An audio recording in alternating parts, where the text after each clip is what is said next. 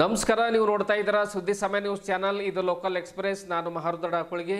ಮತ್ತೆ ಹೊಸ ಸುದ್ದಿಗಳನ್ನು ತೆಗೆದುಕೊಂಡು ನಾವು ನಿಮ್ಮ ಮುಂದೆ ಬರ್ತಾ ಇದ್ದೀವಿ. ಈ ದಿನದ ಪ್ರಮುಖ ಹೆಡ್ಲೈನ್ಸ್ಗಳನ್ನು ನೋಡ್ಕೊಂಡು ಬರೋಣ. ಬೀದರ್ ಜಿಲ್ಲಾ ಪೊಲೀಸ್ ಕವಾಯತು ಮೈದಾನದಲ್ಲಿ ಎಸ್ಪಿ ಅವರಿಂದ ಸುದ್ದಿಗೋಷ್ಠಿ. ವಿವಿಧ ಕಳ್ಳತನ ಪ್ರಕರಣದ ಭೇದಿಸಿದ ಪೊಲೀಸ್ ಇಲಾಖೆ. 17 ಜನ ಆರೋಪಿಗಳ ಬಂಧನ. 38 ಲಕ್ಷಕ್ಕೂ ಅಧಿಕ ಸ್ವತ್ತನ್ನು ಜಪ್ತಿ ಮಾಡಲಾಗಿದೆ. ಪ್ರದೀಪ್ ಕೋಟಿ.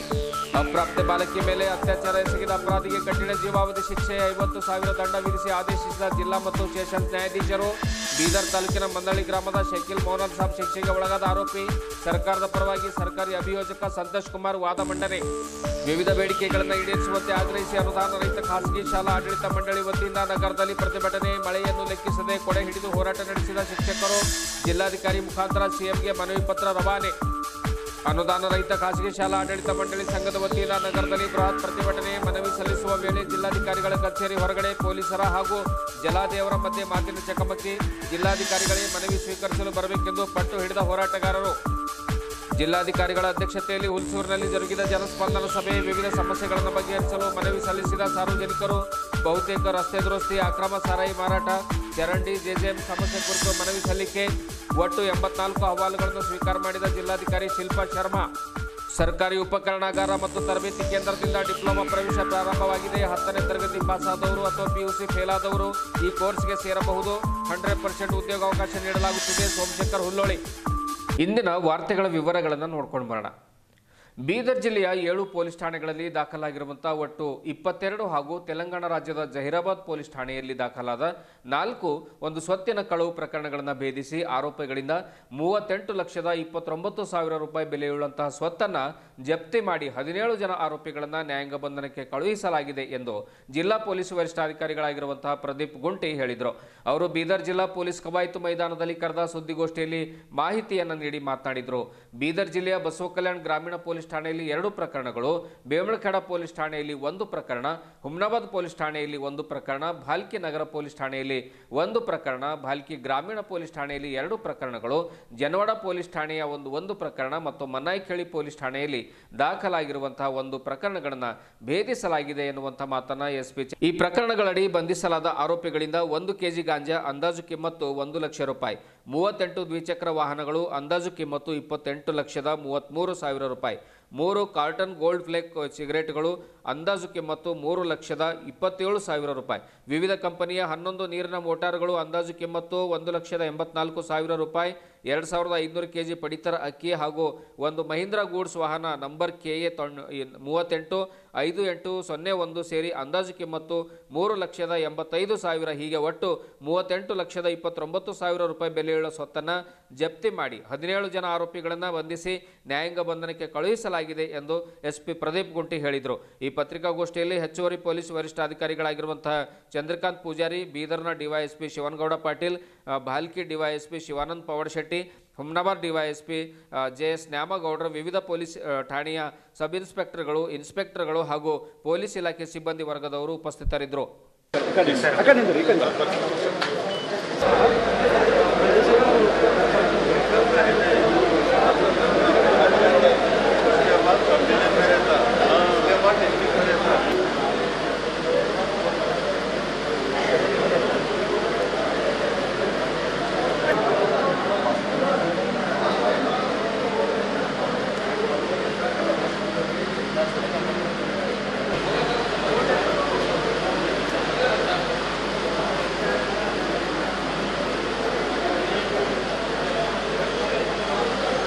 ರಿಕವರಿ ಆಗಿದೆ.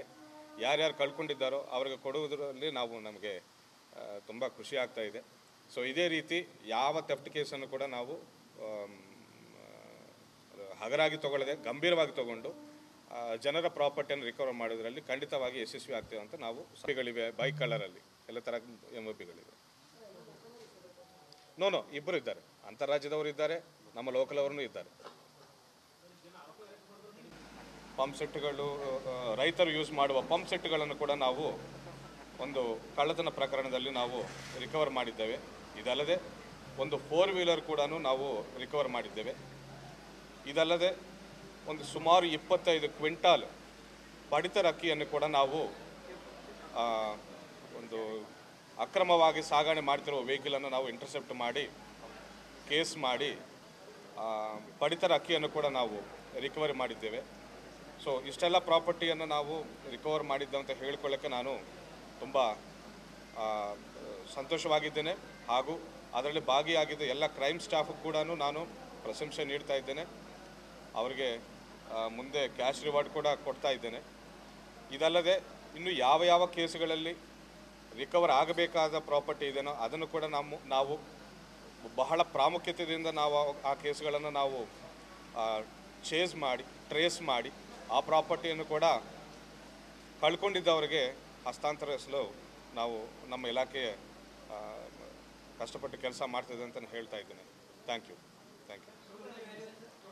The total value is around 38,29,000. ಹೆಚ್ಚಿನ ಸಂಖ್ಯೆಯಲ್ಲಿ ಮೋಟಾರ್ ಬೈಕ್ಗಳಿವೆ. ಬಸವ ಕಲ್ಯಾಣ, ಭೀಮಲ್ಖೇಡ, ಹುಮ್ನಾಬಾದ್, ಬಾಲ್ಕಿ, ಜನವಾಡ, ಮನ್ನಾಯ್ಕೇಳಿ. ಪಡಿತರಕ್ಕಿ 25 ಕಿಲೋ ಇದೆ. ಜನವಾಡ ಪೊಲೀಸ್ ಸ್ಟೇಷನಲ್ಲಿ ಆಗಿದೆ ಕೇಸು. ನಮ್ಮವರು ನಿನ್ನೆ ಕಾರ್ಯಾಚರಣೆ ನಡೆಸಿದ್ದಾರೆ. ಆರೋಪಿಗಳ ಹೆಸರು ಲೆಟ್ಟಿನೋ ಇನ್ನೂ ತನಿಖೆ ಹಂತದಲ್ಲಿದೆ. ನಿನ್ನೆನೇ ಆಗಿದೆ ಅದು ರೈಡ್. ಸೊ ಹೆಚ್ಚಿನ ಮಾಹಿತಿ ನಾವು ಹಂಚಿಕೊಳ್ತೇವೆ.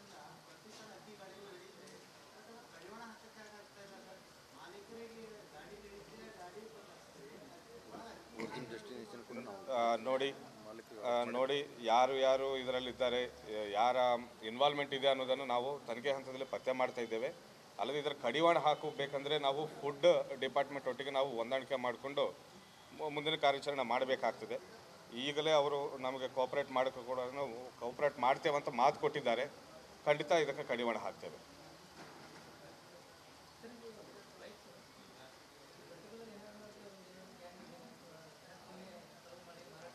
ಕೆಲವರು ಹ್ಯಾಬಿಟ್ಯೂಲ್ ಇದ್ದಾರೆ. ಬೈಕ್ ಕಳ್ಳರಲ್ಲಿ ಹ್ಯಾಬಿಟ್ಯೂಲ್ ಅಫೆಂಡರ್ಸ್ ಇದ್ದಿದ್ದು ವಾಸ್ತವ. ಹ್ಯಾಬಿಟ್ಯೂಲ್ ಅಫೆಂಡರ್ಸನ್ನು ನಾವು ಒಟ್ಟು ಜಿಲ್ಲೆಯಲ್ಲಿ ಇರೋಕ್ಕೆ ನಾವು ಬಿಡುವುದಿಲ್ಲ. ಅವರನ್ನು ಖಂಡಿತ ಗಡಿಪಾರು ಮಾಡ್ತೇವೆ. ಅನ್ಫಾರ್ಚುನೇಟ್ಲಿ ಯಾರ್ಯಾರು ಹ್ಯಾಬಿಟ್ಯೂಲ್ ಇದ್ದಾರೆ ಜೈಲಿಂದ ಹೊರಗಡೆ ಬಂದ ತಕ್ಷಣ ಮತ್ತೆ ಇನ್ವಾಲ್ವ್ ಆಗ್ತಿದ್ದಾರೆ, ಮತ್ತೆ ಜೈಲು ಹೋಗ್ತಿದ್ದಾರೆ. ಅಂದರೆ ಅವರು ಇರುವ 2-3 ದಿನಗಳಲ್ಲಿ ಮಾತ್ರ ಈ ನ್ಯೂಸೆನ್ಸನ್ನು ಮಾಡ್ತಾ ಇದ್ದಾರೆ.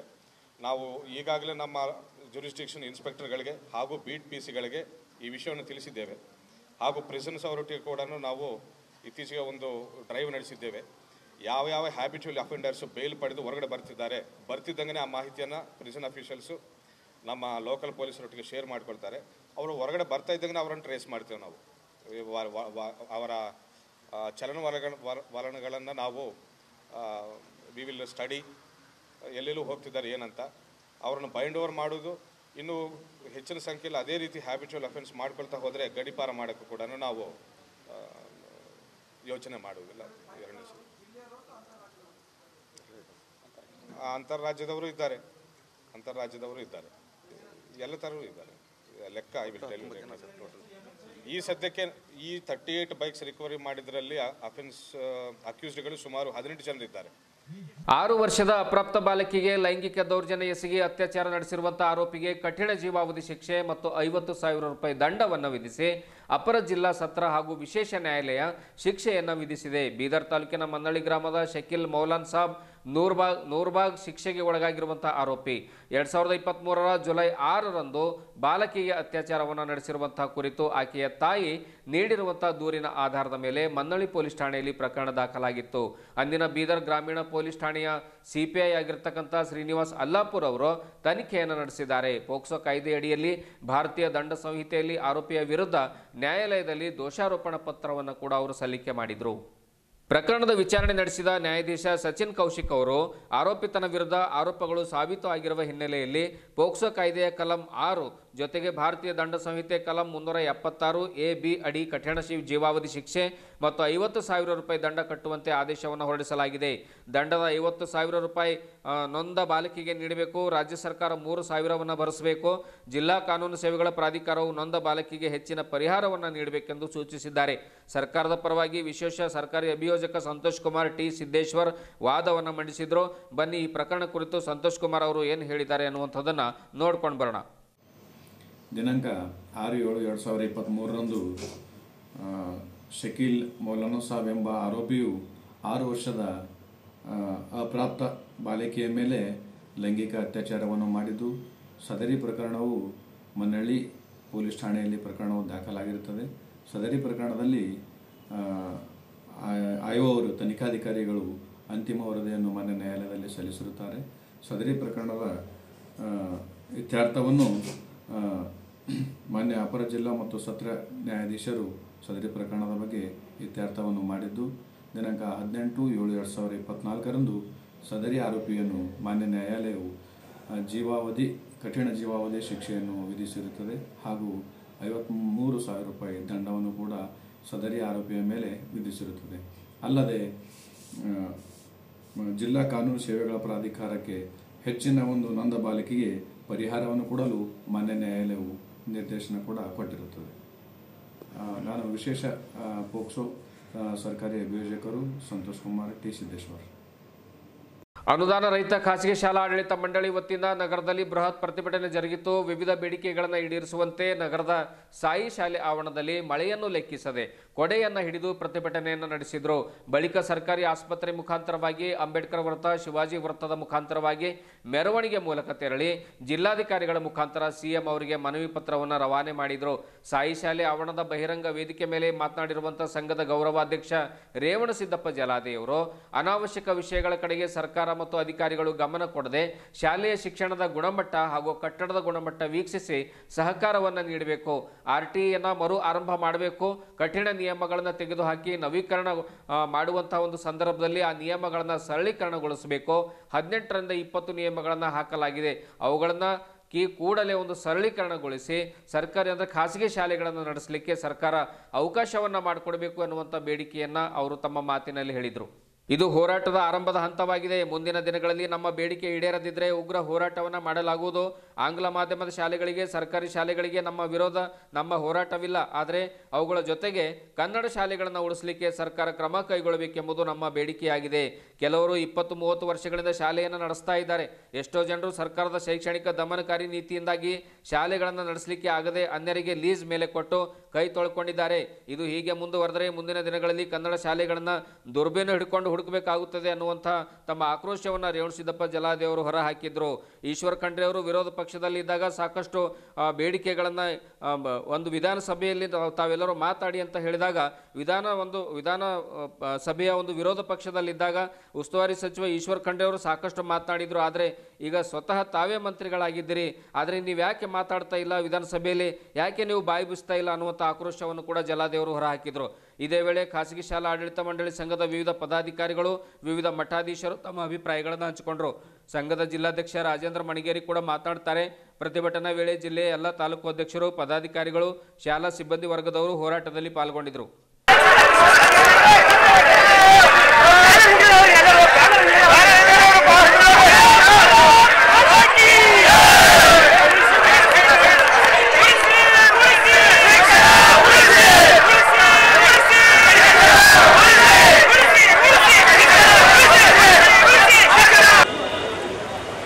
ಈ ತರ ಹೋರಾಟಗಳನ್ನು ಮಾಡಿ ನಾವು ಅನುದಾನವನ್ನು ಪಡಿಬೇಕಾದಂತ ಒಂದು ಸಂದರ್ಭ ಬಂದಿತ್ತು. ನಮ್ಗೆಲ್ಲ ಬಹುಶಃ ಗೊತ್ತಿರ್ಬೋದು.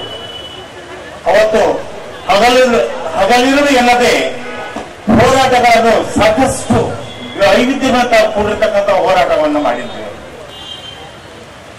ಅಂದಿನ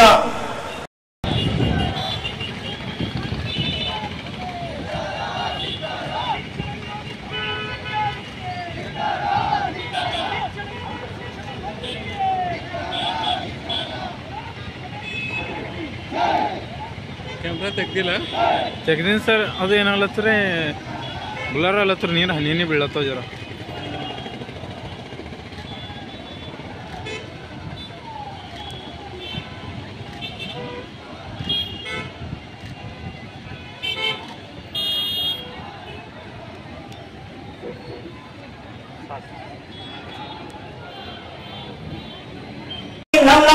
ನಡ್ಕೋತೀವಿ ಸಾಧ್ಯ ಅದು ಮಾಡ್ತಾ ಇಲ್ಲ.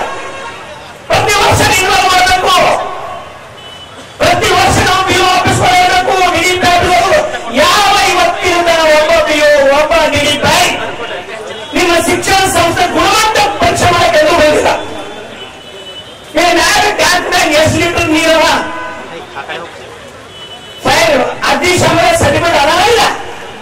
ಅರೆ ಸ್ವಾಮಿ ನೋಡ್ರಪ್ಪ, ಮಕ್ಕಳ ನೋಡ್ರಿ, ಅದು ಏನೂ ನೋಡ್ರಿ. ನೀವು ಶಿಕ್ಷಣ ಅದರ ಬಗ್ಗೆ ಆಗ್ತೀರಿ, ಆದ್ರೆ ನಿಯಮಗಳು 18-20 ನಿಯಮಗಳು ಅದು ಸಾಮಾನ್ಯ ನಿಯಮಗಳು ಅನ್ನೋದು ಉದ್ದೇಶದಿಂದ ಸರ್ಕಾರ ಖಾಸಗಿ ಶಾಲೆಗಳು ಬಂದ್ ಆಗ್ಬೇಕು. ಇವತ್ತು ರಿಸಲ್ಟ್ ನೋಡಿ ಎಲ್ಲ ಖಾಸಗಿ ಶಾಲೆ ನಂಬರ್ 1, ಶಿಕ್ಷಣದ ಒಳ್ಳೆದಾಗ್ತದೆ ನೋಡಿ ನಂಬರ್ 1. ನಾವು ಕೊಡ್ತಕ್ಕಂಥ 10-12 ಸಾವಿರ 8-9 ತಾಸು ಕೆಲಸ ಮಾಡುತ್ತ ಶಿಕ್ಷಕರಿಗೆ ನೀವು ನೆಲೆ ಕೊಡ್ರಿ ಸ್ವಾಮಿ. ನಾವು ಹಕ್ಕಿನಿಂದಾನೆ ಶಿಕ್ಷಣ ಕ್ಷೇತ್ರದಲ್ಲಿ ಕೆಲಸ ಮಾಡೋದು ನ್ಯಾಯಯುತವಾಗಿ ನಾವು ನೋಡ್ತೇವೆ. ಬಡ ಮಕ್ಕಳಿಗೆ ಆರ್ಟಿನಿಂದ ಗ್ರಾಮೀಣದಲ್ಲಿರ್ತಕ್ಕಂಥ ನಮ್ಮ ಕನ್ನಡ ಶಾಲೆಗಳು ಬದುಕ್ತಾ ಇತ್ತು 5 ವರ್ಷದಿಂದ. ಯಾಕೆ ಬಂದ್ ಮಾಡೋದು ಸ್ವಾಮಿ? ಕೇಂದ್ರ ಸರ್ಕಾರ ಅರ್ಧ ಅನುದಾನ ಅದರಲ್ಲಿದೆ, ನಿಮ್ಮನ್ನು ಅರ್ಧ ಅನುದಾನ ಕೊಟ್ಟು ಆರ್ಟಿಯಲ್ಲಿ ಒಬ್ಬ ಸಾಮಾನ್ಯ ಬಡವ ಮಗು, ಒಬ್ಬ ರಿಕ್ಷಾ ಮಾಡುವಂತ ಮಗು, ಒಬ್ಬ ಕೂಲಿ ಕಾಯದ ಮಗು ಒಂದು ದೊಡ್ಡ ಶಾಲೆಯಲ್ಲಿ ಉಚಿತವಾಗಿ ಪ್ರವೇಶ ಸಿಗ್ತಿದ್ದಲ್ಲ, ಅದು ನಿಮ್ಗೆ ಸಹಿಸಲ್ವ? ಮಾತಾಡ್ತಿದ್ರೆ ಸರ್ಕಾರಿ ಶಾಲೆ ಎಲ್ಲಿದೆ ಸರ್ಕಾರಿ ಶಾಲೆ? ನೋಡುವ ಎಲ್ಲ ಆತಂಕದಲ್ಲಿದೆ. ಕರ್ನಾಟಕದ ಸುಮಾರು 700ಕ್ಕೂ ಮೇಲ್ಪಟ್ಟ ಶಾಲೆಗಳು ಬೀಳ್ತಾ ಇದೆ, ಬೀಳುವ ಸೆಟ್ಟಿದೆ, ಮಕ್ಕಳು ಆತಂಕದಲ್ಲಿದೆ. ಇನ್ನೂ ಪೇಪರ್ ತೆಗಿರಿ, ಟಿವಿ ತೆಗಿರಿ, ಎಲ್ಲ ಅದೇ ಸುದ್ದಿದೆ. ಆದ್ರೆ ನೀವು ನಮಗೆ ನೋಡೋದೇ ಇಲ್ಲ. ಅದಕ್ಕ ಆ ತಿರುಗೇಳುವುದು ಎಲ್ಲೇ ಪಟ್ಟಿ ಆದ್ರೂ ಸರ್ಕಾರಿ ಮಕ್ಕಳು ಬರ್ತಾ ಇದ್ದಲ್ಲ, ನಾವೇನು ಮಾಡಕ್ಕಾಗ್ತದೆ ಸ್ವಾಮಿ? ನಿಮ್ಮ ಸರ್ಕಾರಿ ಶಾಲೆ ಮಕ್ಕಳನ್ನು ನಮಗೆ ಯಾಕೆ ತೊಂದರೆ ಕೊಡ್ತೀವಿ? ಅವುಗಳು ಇವರು ಚಂದ ಕರ್ಕೊಂಬರಿ ಕನ್ನಡ ಶಾಲೆ ಇಂಗ್ಲಿಷ್ ಮೀಡಿಯಂ ಶುರು ಮಾಡ್ಯಾರ. ಅರೆ ಕರ್ನಾಟಕ ಸರ್ಕಾರ ಇಟ್ಕೊಂಡು ಕನ್ನಡ ಕಟ್ಟಿ ಕನ್ನಡ ಬೆಳೆಸುವಂತ ಸರ್ಕಾರ ಆಗ್ಬೇಕಿಲ್ಲ. ಇಂಗ್ಲಿಷ್ ಶಾಲೆ ನೀವ್ ಯಾಕೆ ಕರಿತೀರಿ ಸ್ವಾಮಿ? ಬೇರೆ ಯಾಕೆ ಕರಿತೀರಿ? ನೀವು ಇಂಗ್ಲಿಷ್ ಶಾಲೆ ಪರವಾಗಿ ಮಾತಾಡ್ತೀರಿ, ಆಯ್ತಪ್ಪ ಬೆಕ್ಕದಷ್ಟು ಇಂಗ್ಲಿಷ್ ಶಾಲೆ ತೆಗಿ ಸರ್ಕಾರ. ನಮ್ದೇನ ಕನ್ನಡ ಶಾಲೆಗಳು ಏನ ಹೇಳಿ ಮಾಡೋದು? ಫಸ್ಟ್ ಕನ್ನಡ ಶಾಲೆ ನೀವು ಬೆಳೆಸ್ತೀರಿ, ಕನ್ನಡ ಶಾಲೆಗೆ ಅನುದಾನ ಕೊಡ್ತೀರಿ, ಕನ್ನಡ ಶಾಲೆ ಶಿಕ್ಷಕ ನೆಮ್ಮದಿಯಿಂದ ಜೀವನ ಮಾಡಿಕೊಡ್ತಾರೆ. ಅದೂ ಮಾಡಿ ಸ್ವಾಮಿ, ಅದನ್ನು ಮಾಡೋದು ಇದನ್ನು ಮಾಡಿ. ಸ್ವಾಮಿ ನಾವೆಲ್ಲ 5ನೇ ತರಗತಿಯಿಂದ ಇಂಗ್ಲಿಷ್ ಕಲ್ತವ್ರು, ನಾವು 5ನೇ ತರಗತಿಯಲ್ಲಿ ABCD ಕಲ್ತವ್ರು ನಾವು. ಆದ್ರೆ 12 ವರ್ಷ ಒಳಗಡೆ ಕೆಲವು ಸಂಘಟನೆಗಳು ಮಾಡೋರು ಒಂದೇ ನಾವು ಸರ್ಕಾರಿ ಶಾಲೆ ಹುಷಾರಾಗಬೇಕು.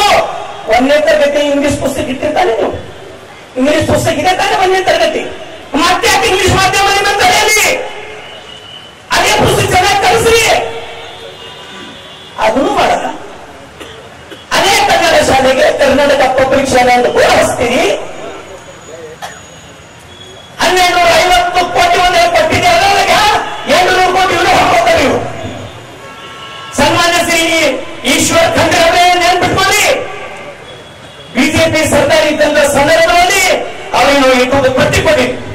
ಈಶ್ವರ್ ಖಂಡ್ರೆ ನೀವು ಮಾತಾಡಿ, ನೀವು ಹೇಳೋಕೆ ನೀವು ವಿಧಾನಸಭೆದಾಗ ಈ ಸಮಸ್ಯೆ ಒತ್ತಾಡ್ತಾ ಇದ್ದೀವಿ, ಇದು ಮಾತಾಡಿ. ನೀವು ಮುಖ್ಯಮಂತ್ರಿ ರೆಫರೆಂಟ್ ತಗೋರಿ, ಶಿಕ್ಷಣ ಸಂಸ್ಥೆ ತೆಗೀರಿ ಅಂದಾಗ ಅರ್ಧ ಗಂಟೆ ಮಾತಾಡಿದ್ರು ಈಶ್ವರ್ ಖಂಡ್ರೆ ಅವರು. ಕಲ್ಯಾಣ ಕರ್ನಾಟಕ ಶಿಕ್ಷಣ ವ್ಯವಸ್ಥೆ ಅಸ್ವಸ್ಥ ಇದೆ, ಅನುದಾನಿಲ್ಲ, ಕಟ್ಟಡಿಲ್ಲ, ಮಾತಾಡಿದೆ ಆಡಿದು.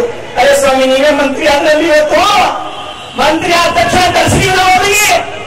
ಈಶ್ವರ್ ಖಂಡ್ರೆ ಅವರೇ, ನೀವು ವಿರೋಧ ಪಕ್ಷದಾಗಿದ್ದಾಗ ಹೆಂಗ್ ಭಾಷಣ ಮಾಡ್ರಿ, ಈಗ ನೀವೇ ಮಂತ್ರಿ ಆಗಿದ್ದೀರಿ. ಕಲ್ಯಾಣ ಕನ್ನಡ 371 ಇದೆ, ಇದರ ನೆಪ ಮಾಡಿಕೊಂಡು ನಮ್ಮ ಕನ್ನಡ ಶಾಲೆ ಉಳಿಸ್ತೀರಾ? ಉಳಿಸಿ. ಏನೂ ಇಲ್ಲ, ಅವ್ರಿಗೆ ವಾಮ ಮಾಡಿ ಚುನಾವಣೆಗೆ ಬಿಟ್ಟರೆ ಯಾವುದು ಒಳ್ಳೆ ಕೆಲಸ ಮಾಡೋದು ಗೊತ್ತಿಲ್ಲ.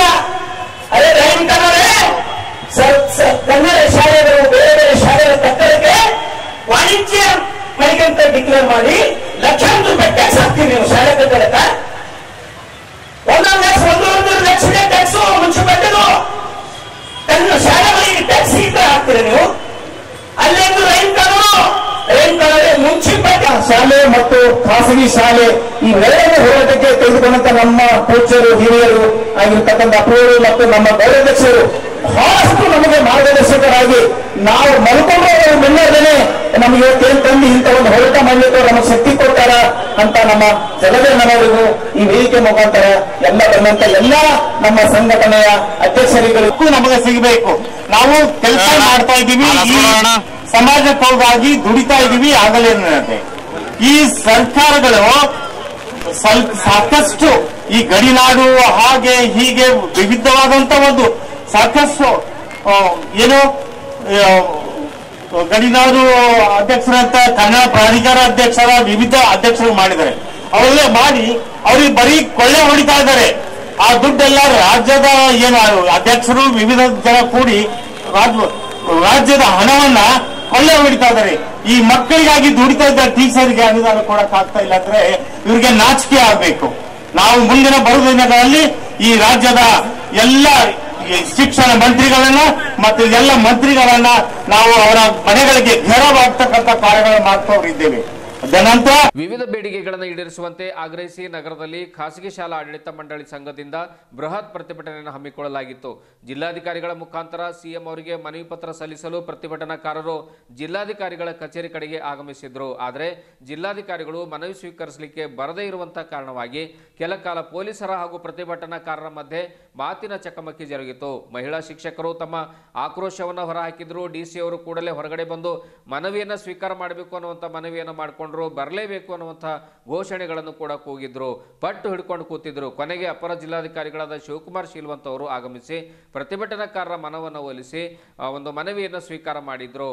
ಇದೇ ಸಂದರ್ಭದಲ್ಲಿ ಫಾಲಕ್ಷಯ್ ಹಿರೇಮಠ್ ಅವರು ಹಾಗೂ ರೇವಣಸಿದ್ದಪ್ಪ ಜಲಾದೆ ಅವರ ಮಧ್ಯೆ ಮಾತಿನ ಚಕಮಕಿಯನ್ನು ನಡೆದು ಪರಸ್ಪರ ಬೈದಾಡಿಕೊಳ್ಳುವಂತಹ ಒಂದು ಪರಿಸ್ಥಿತಿಯನ್ನು ನಿರ್ಮಾಣವಾಗಿತ್ತು. ಆ ಒಂದು ಬ್ಯಾರಿಕೇಡ್ಗಳನ್ನು ತೆರವುಗೊಳಿಸಿ ಒಳಗಡೆ ಡಿಸಿ ಕಚೇರಿ ಒಳಗಡೆ ಹೋಗುವಂಥ ಪರಿಸ್ಥಿತಿ ಕೂಡ ನಿರ್ಮಾಣವಾಗಿತ್ತು. ಕೂಡಲೇ ಶಿವನಗೌಡ ಪಾಟೀಲ್ ಅವರು, ಡಿವೈಎಸ್ಪಿ ಶಿವನಗೌಡ ಪಾಟೀಲ್ ಅವರು ಹಾಗೂ ಇಡೀ ಪೊಲೀಸ್ ಸಿಬ್ಬಂದಿಗಳು ಮಧ್ಯಪ್ರವೇಶಿಸಿ ಕೊನೆಗೆ ಶಿವಕುಮಾರ್ ಶೀಲ್ವಂತ್ ಅವರು ಕೂಡ ಬಂದು ಪ್ರತಿಭಟನಾಕಾರರ ಒಂದು ಮನವನ್ನು ಒಲಿಸಿ ಮನವಿಯನ್ನು ಸ್ವೀಕಾರ ಮಾಡುವಲ್ಲಿ ಯಶಸ್ವಿಯಾದರು.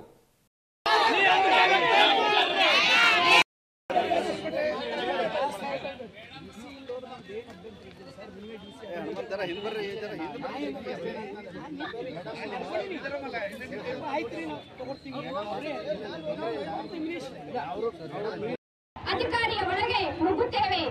ಮತ್ತೆ ಬೇಗನೆ ಬಂದು ನಮ್ಮ ಒಂದು ಏನಾದ ಬೇಡಿಕೆಗಳನ್ನ ನೀವು ಅದನ್ನ ಮನವರಿಕೆ ಮಾಡಿಕೊಳ್ಬೇಕು. ಅದು ಸಿದ್ದರಾಮಯ್ಯವರವರೆಗೂ ವ್ಯಕ್ತಪಡಿಸಬೇಕೆಂದ ಆ ಮಾತಿಗೆ ನಾನು ಜಿಲ್ಲಾಧಿಕಾರಿಯ ಮುಂದೆ ನಿಂತು ಹಲವಾರು ಜಿಲ್ಲೆಯ ಎಲ್ಲ ಅಧಿಕಾರಿಗಳಿಗೆ, ಜಿಲ್ಲೆಯ ಎಲ್ಲ ಮಾತೆಯರ ಪರವಾಗಿ ಎಂದು ನಾನು ಕೇಳಿಕೊಳ್ಳುತ್ತೇನೆ. ಕನ್ನಡ ಶಾಲೆ ರಕ್ಷಿಸಿ, ಕರ್ನಾಟಕ ಸರ್ಕಾರದ ವಿರೋಧಿ ನೀತಿಗೆ, ಕರ್ನಾಟಕ ದಮನ ನೀತಿ, ಶಿಕ್ಷಣ ನೀತಿಗೆ ಬೇಕೇ ಬೇಕು, ಬೇಕೇ ಬೇಕು, ಬೇಕೇ ಬೇಕು.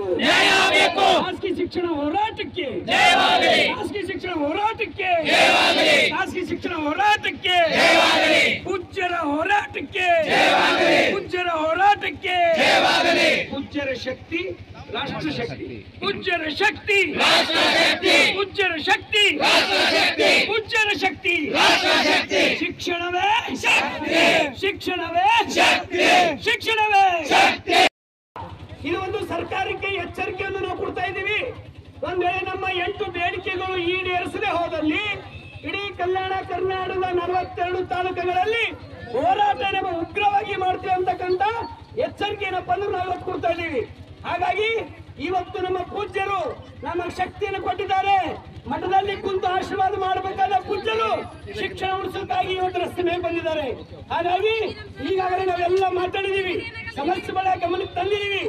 ಈಗ ಜಿಲ್ಲಾಧಿಕಾರಿ ಬರ್ತಾರೆ, ನಮ್ಮ ಮನೆಯನ್ನು ತರ್ತಾರೆ, ಸಂಬಂಧಪಟ್ಟ ಮಂತ್ರಿಗಳಿಗೆ ಕಳಿಸುವಂತ ವ್ಯವಸ್ಥೆ ಮಾಡ್ತಾರೆ. ಅವರು ಈ ಹೋರಾಟ ಉದ್ದೇಶಿಸಿದ ನಂತರ ಜಿಲ್ಲಾಧಿಕಾರಿ ಬರ್ತಾರೆ, ಅವರಿಗೆ ಮನವಿಯನ್ನಪ್ಪ ನಾವು ಕೊಡೋಣ. ಜಿಲ್ಲೆಯ ಗಡಿ ಭಾಗದ ನೂತನ ತಾಲೂಕು ಹುಲ್ಸೂರಿನಲ್ಲಿ ಜಿಲ್ಲಾಧಿಕಾರಿ ಶಿಲ್ಪಾ ಶರ್ಮಾ ಅವರ ಅಧ್ಯಕ್ಷತೆಯಲ್ಲಿ ಜನಸ್ಪಂದನ ಸಭೆ ಜರುಗಿತು. ಒಟ್ಟು 84 ಅಹವಾಲುಗಳನ್ನು ಜಿಲ್ಲಾಧಿಕಾರಿಗಳು ಸ್ವೀಕಾರ ಮಾಡಿದರು.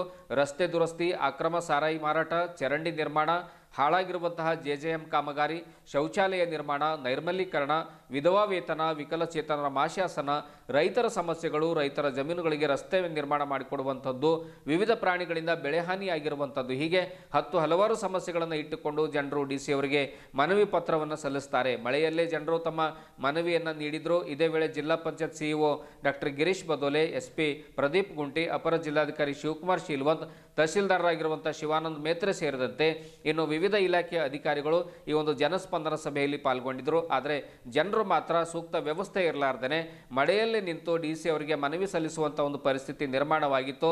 ಕೆಲವು ಸಾರ್ವಜನಿಕರು ಈ ಒಂದು ಜನಸ್ಪಂದನ ಸಭೆಯನ್ನು ಯಾವುದಾದ್ರೂ ಫಂಕ್ಷನ್ ಹಾಲ್ನಲ್ಲಿ ಇಟ್ಕೊಂಡಿದ್ರೆ ಚೆನ್ನಾಗಿತ್ತು ಅನ್ನುವಂಥ ಅಭಿಪ್ರಾಯಗಳನ್ನು ಕೂಡ ಸಾರ್ವಜನಿಕರು ಹೇಳ್ತಾ ಮಳೆಯಲ್ಲೇ ತಮ್ಮ ಮನವಿಯನ್ನು ನೀಡಿ ಮನೆಗೆ ಮರಳಿರುವಂತಹ ಒಂದು ಸನ್ನಿವೇಶ ಅಲ್ಲಿ ಕಂಡು ಬಂದಿತ್ತು.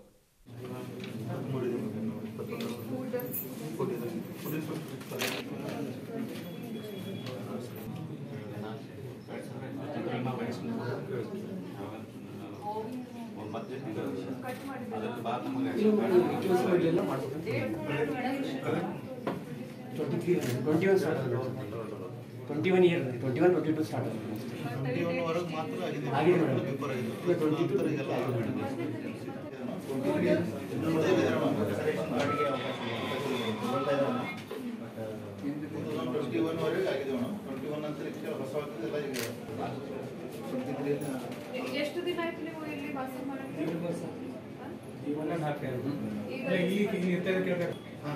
ಇಲ್ಲಿ ಫುಡ್ ಚೇಂಜ್ ಆಗಿದೆ, ಅದು ಡಿವಿಷನ್ ಆಗಿದೆ ಮದುವೆ ಆದ ನಂತರ. ಆದ್ರೂ ಸಹ ನಾವು ನೀವೆಲ್ಲರೂ ಈಗ ಅಲೌ ಮಾಡ್ತಾ ಇಲ್ಲ, ಬಟ್ ನೀವು ಸ್ವಲ್ಪ ಮಾಡಬೇಕು ಅಲ್ವಾ? ಹೌಸ್ ಟು ಹೌಸ್ ಸರ್ವೆ ಮಾಡಿ ಯಾರ್ಯಾರಿಗೂ ಬೇಕಾಗಿ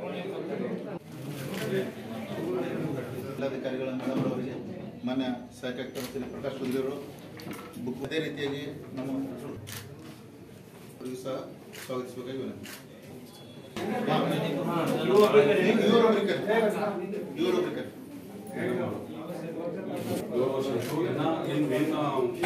ನೋಡ್ರಿ ನಾವು ಒತ್ತುವರಿ ತೆರವು ಎಂದೂ ಆಗಿಲ್ಲ. ಒಂದು ಗಾಡಿ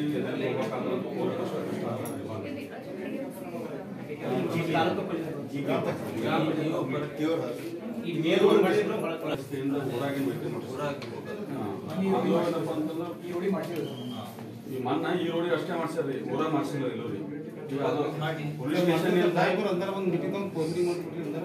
ಎಷ್ಟು ಮಾರ್ಕಿಂಗ್ ಮಾಡಿ ನಾವು ಮಾಡಬಹುದು ಸರ್. ಗ್ರಾಮದಲ್ಲಿ ಮೀಟಿಂಗ್ ಮಾಡಿ ಅಲ್ಲಿ ಗ್ರಾಮದಲ್ಲಿ ಎಷ್ಟು ಫೀಟರ್ ಎಷ್ಟು ಅಳತೆ ಓಡಿದ ಮಾಹಿತಿ ಸರ್. ಮೊದಲು ಗ್ರಾಮ ಪಂಚಾಯತ್ ಮಾಡಿ ಅಲ್ಲಿ ಅವಾಗಿನ ಜಿಲ್ಲಾಧಿಕಾರಿಗಳು ಲೆಟರ್ ಕೊಟ್ಟಾರ್ರಿ, ಅವ್ರು ಗ್ರಾಮ ಪಂಚಾಯತ್ನಾಗ ಕೊಟ್ಟಾರ್ರಿ. ಈಗಿಲ್ಲ 2 ವರ್ಷ ಬೆಳಗ್ಗೆ ಕೊಟ್ಟಾರ, ಅದು ಇನ್ನೂ ಯಾವ್ದು ಕಾರ್ಯಕ್ರಮ ಬಂದಿಲ್ಲ.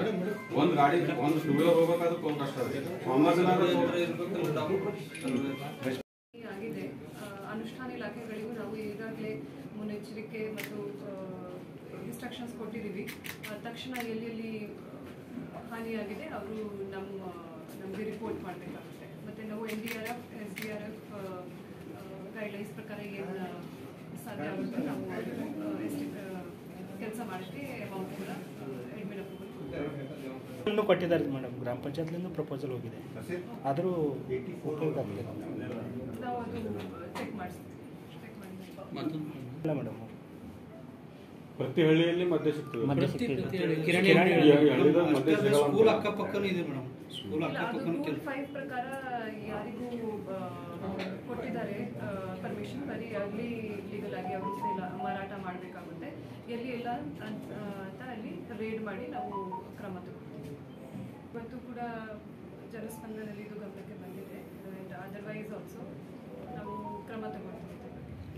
ನಾನು ಚೆಕ್ ಮಾಡ್ತೀನಿ ಮೇಡಮ್. ಮುಖ್ಯ ಬರೀ ರಾಜ್ಯ ಹೆದ್ದಾರಿ ಅಷ್ಟೇ ಅಲ್ಲ, ರಾಷ್ಟ್ರೀಯ ಸರ್ಕಾರಿ ಉಪಕರಣಾಗಾರ ಮತ್ತು ತರಬೇತಿ ಕೇಂದ್ರವು ಅಂದರೆ GTTC ರಾಜ್ಯದಾದ್ಯಂತ 30 ಡಿಪ್ಲೊಮಾ ಕಾಲೇಜುಗಳನ್ನು ಹೊಂದಿದೆ. 3 ಬಹುಕೌಶಲ್ಯಾಭಿವೃದ್ಧಿ ಕೇಂದ್ರಗಳನ್ನು ಹೊಂದಿದೆ.